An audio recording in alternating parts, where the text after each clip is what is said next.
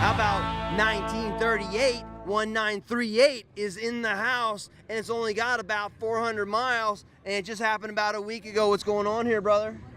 Well, I just finished the build about a week and a half ago. It just came out of upholstery. It's a 1938 sedan, 350 Chevy, 700 R4, 12-bolt rear end, Chevy rear end, Hyatt's Mustang 2 suspension, leafs in the back, sway bars both ends. Beautiful car. It runs and drives beautiful.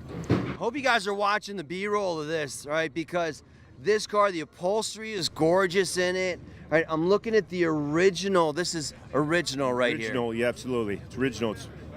It's beautiful, and the colors and whatnot. And then obviously the motor's not original, but it just looks insane.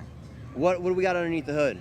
It's a 350 Chevy, Right. Vortec V350. So in the history, how many horsepower does this car come off the line with in 38? Oh, I don't know. Probably around 100. I really don't know. How many horsepower do you think it's got now? Probably about 250. Would you think you've doubled the horsepower? Probably. A little bit better. A little better. I love it when we're doing a video and somebody walks right through, because you know what they're doing? They're appreciating the cars. Where are you? Get out to a car show. This is Josh from the headlights to the tailpipes. There's some great stories out here. Thanks, brother, for coming out from Pahrump. Thank you very much. All right.